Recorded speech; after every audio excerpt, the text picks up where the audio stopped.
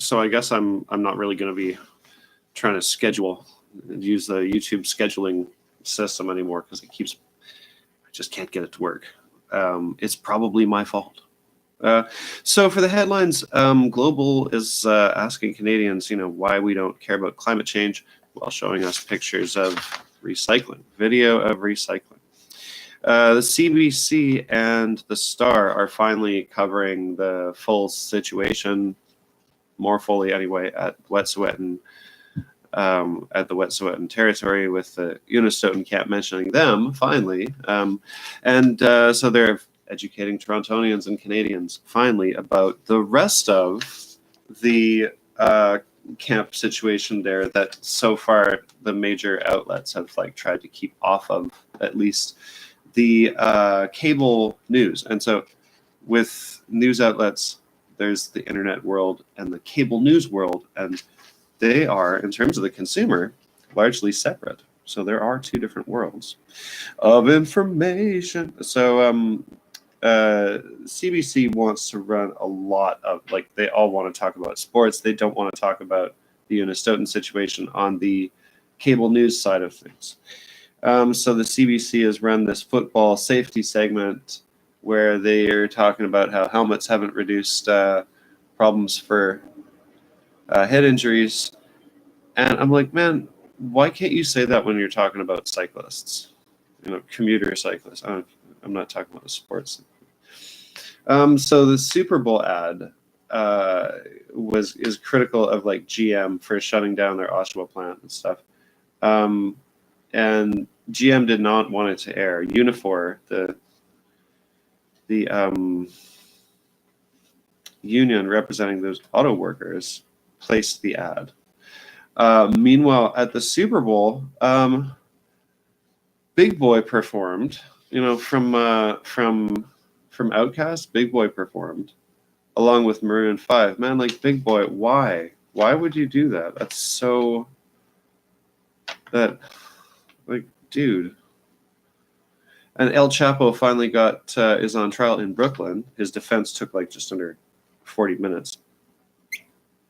In Wolfville, Nova Scotia, the Axemen versus the X-Men. This is what all the news outlets want to talk about. The hockey fight that these two, I think, university teams had.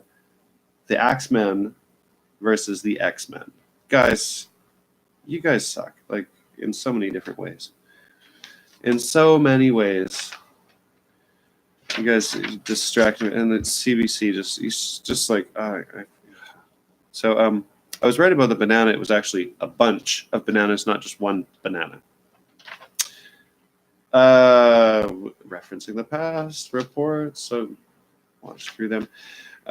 So flooding is rocking Australia with tornadoes in the forecast. They are so hooped right now.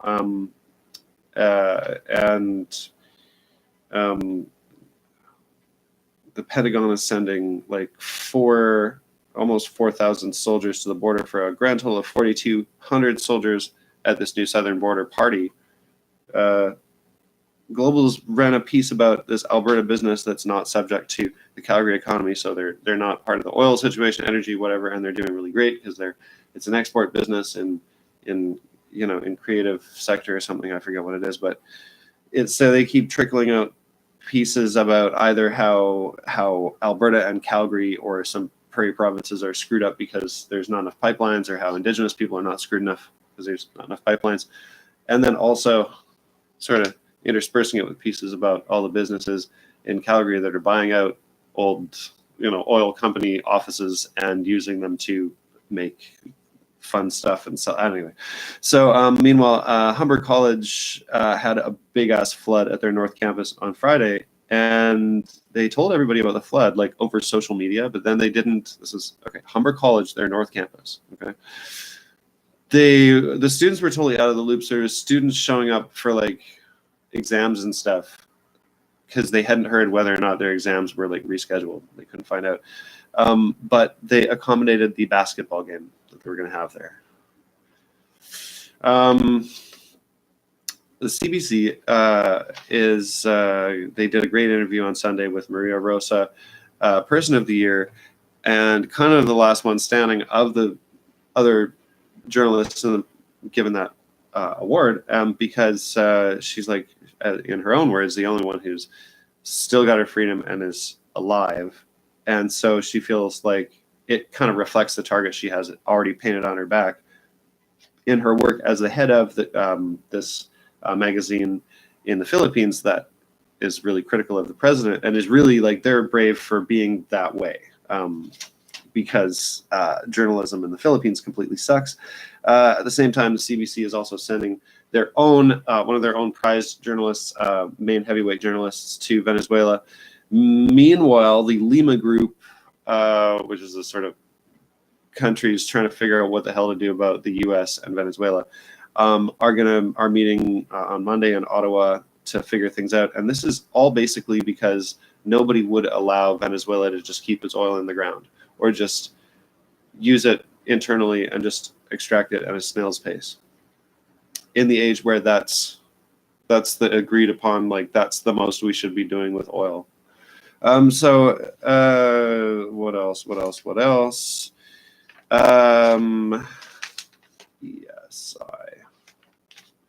So the polar vortex is swinging the other way over to Western Canada, so it's going to be really nasty there.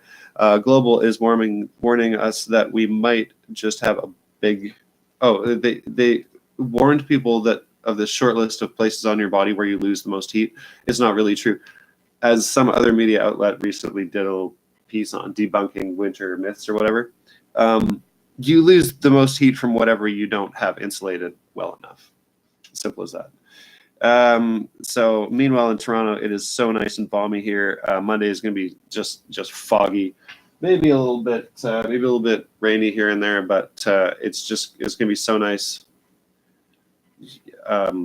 Anyway, unlike the situation at the Caledon explosion site, where neighbors have had to evacuate because their houses are completely messed up, the Red Cross is actually attending the situation. That's how bad it is. The Red Cross has gotten involved.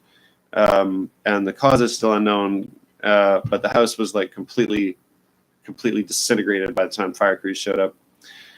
A BC, the Surrey, so in BC, in Surrey, this transit officer got assaulted, and the guy that did it, he got caught. He's got a long history of like violent crime.